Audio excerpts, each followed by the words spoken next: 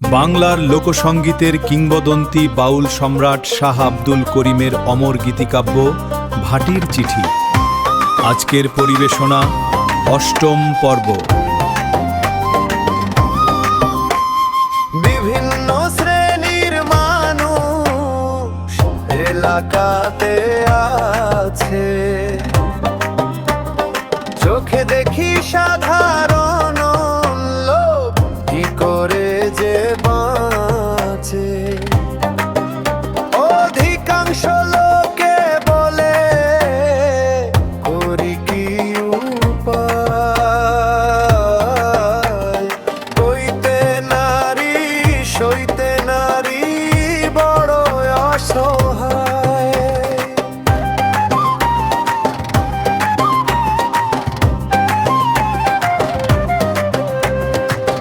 উপর তলায় বসেছে রূপচাঁদের বাজার, নিচতলাতে চলেছে জঘন্য কারবার। স্বার্থপর নেতা যারা কাজে তারা জমিদার, স্বার্থপর পদ লোভী মিথ্যা কথার দোকানদার। আপন নিয়ে ব্যস্ত সবাই, কে কার পানে চায়।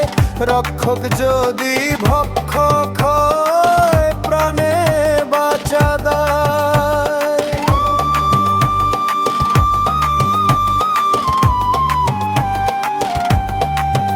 যখন সুবিধা সুযোগ পেয়েছ যারা,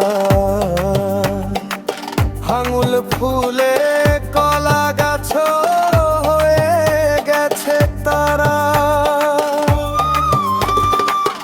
এ দেশে পুরাণ এক প্রবাদ বাক্য রয়ে, বৃক্ষ যে হয় তার ফলে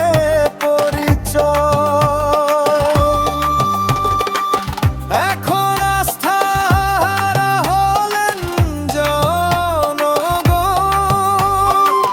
খুঁজে মিলে না তাদের কে হবে আপন।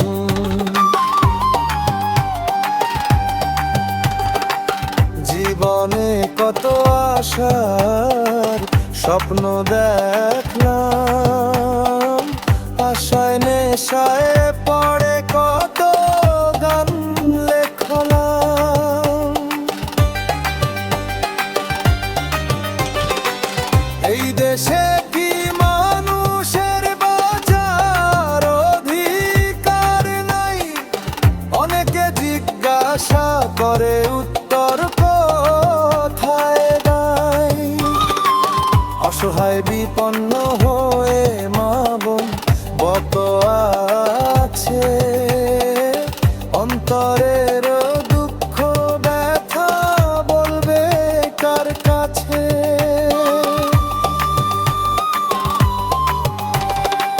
শোষিত বঞ্চিত লাঞ্ছিত হয়ে যারা, সীমাহীন দুঃখ কষ্ট সহিতেছে তারা। দলে দলে মেলোক রাস্তায় মাটি কাটে, জানি না এদের আর কি আছে ললাটে।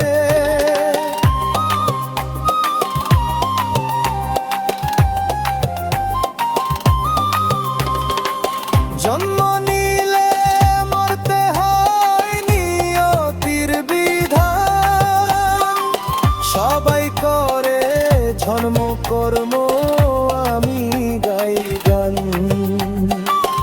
আমি আমার গান ভাবে গাই, জীবন নদীতে নৌকায় জানবে যায়। এখনো লোভ লালসা করো পরিহার, মানবতার লক্ষ্যে করো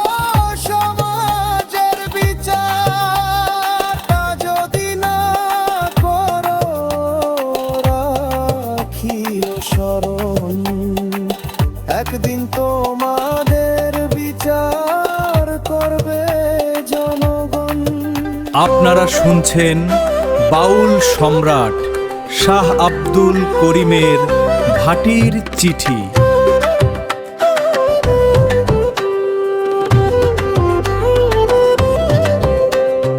মনে পড়ে 1395 বাংলাতে কি ঘটেছিল এই বাটি এলাকাতে। 1395 সালে সে দেখা দিল কৃষক মজুরের মনে কত আশা ছিল। হঠাৎ করে এমন হবে আগে কি কেউ জানি। জ্যৈষ্ঠ মাসের প্রথম এলো অকাল বন্যার পানি। ভাটি এলাকায় যাইরিয়া উৎস ছিল প্রথম ছোবলে তাহা গ্রাস করে নিল। নিদারুণ বন্যার জলে দেশ করলো দখল। সমূলে বিনাশ করিল কৃষকের ফসল। অধিক ফসল পাবে বলে ছিল যে বাসনা নিমিষে চলে গেল রহিল ভাবনা।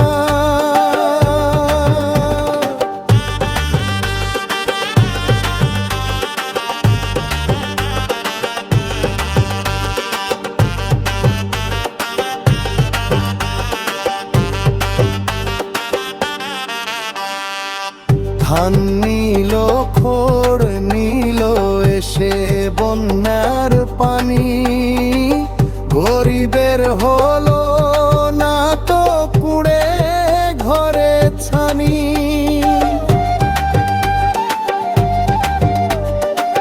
মানুষের ভাত নিল গরুর নিল ঘাস। ঘর বাড়ি ভাসাইয়া কত করলো সর্বনাশ।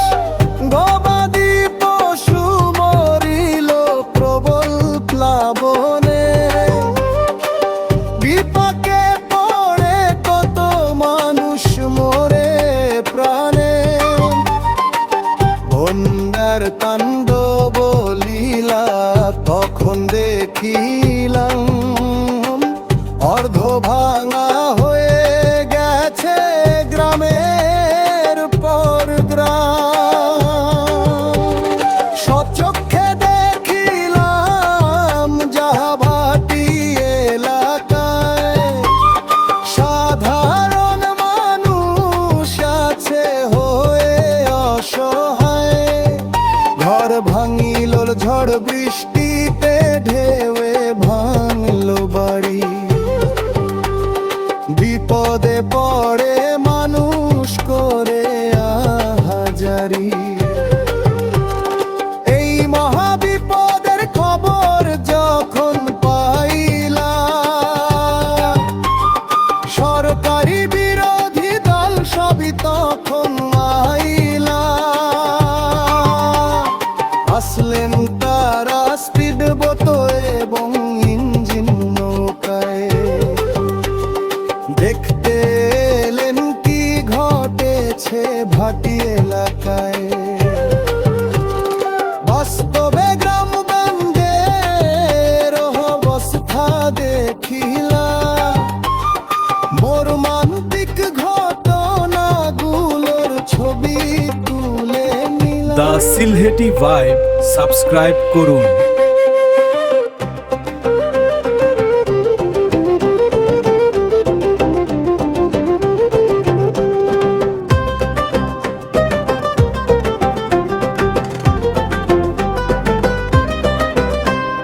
দূর দুর্গত এলাকায় যারা আসিয়াছিলেন, সবাই তখন মুখ ভরা ভরসা দিলেন। আশ্বাস বাণীতে তারা বলিলেন তখন, করা হবে দুর্গতদের পুনর্বাসন। সব রকম সাহায্য দেবেন সবাই বলেছিল, কয়েক ক্ষতির পরিমাণ হিসাব করে দিল।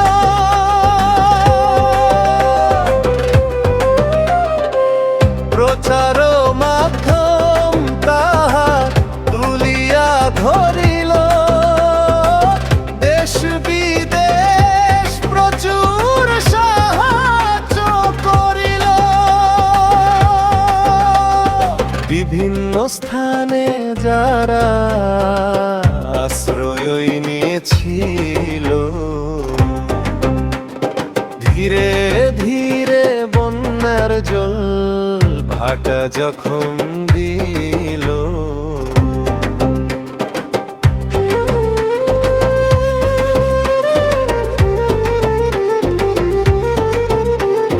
হুকুম হলো ফিরে যাও যার তার জায়গায়। ভাঙা বাড়িতে এলো হয়ে নিরুপায়। ঝড় প্লাবনে ঘর বাড়ি ভেঙে যাদের নিল, ফিরে এসে অসহায় অবস্থাতে ছিল।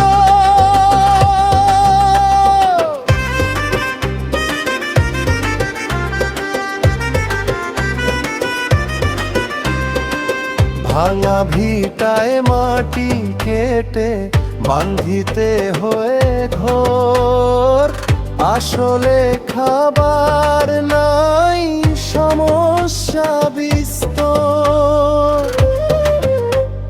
দুঃখ কষ্টে কি বছর ঘর করে দিল, কোনো কিছু পাবে বলে মনে আশা ছিল।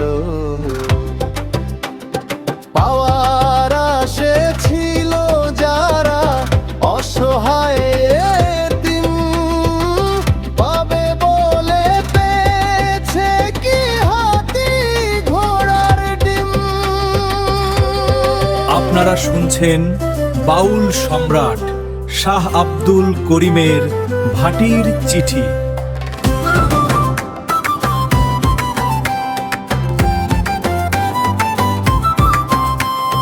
বিদেশি সাহায্য যখন এই দেশে আইলো, স্বার্থ পরিগণ স্বার্থের সুযোগ তখন পাইলো। ব্যক্তি স্বার্থে পাগল যারা আর কিছু বোঝে না, স্বার্থের বেলা ভালো মন্দ তারা যে খোঁজে না। নরক যাতনায় আছে গরিব কাঙাল যারা, লুটেরা ধনিক শ্রেণী মজা লুছে তারা। সাধারণ মানুষ যে অবস্থায় পড়েছে, দিনে দিনে হতাশা নিরাশা বেড়েছে।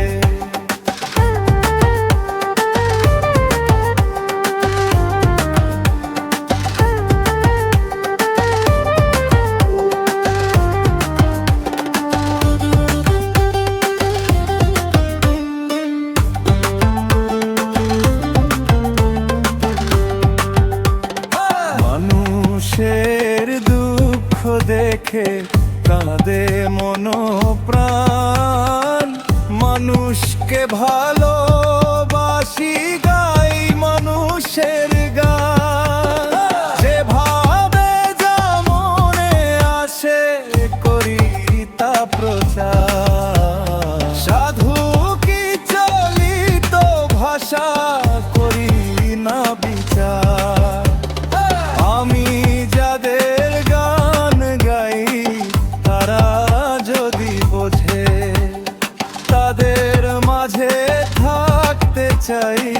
তারা আমায় খোঁজে। আমি বলি আমার ভাবে, আমি যাহা বুঝি, দুঃখে গড়া জীবন নিয়ে নিমিতির পথ খুঁজি।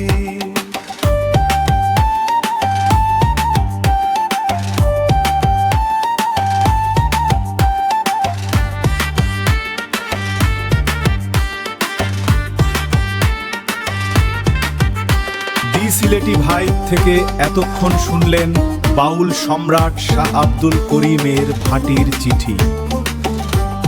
আগামী পর্বে শুনবেন এই গীতিকাব্যের পরবর্তী অধ্যায়। ভিডিওটি ভালো লাগলে চ্যানেলটি সাবস্ক্রাইব করুন। সবাই ভালো থাকুন।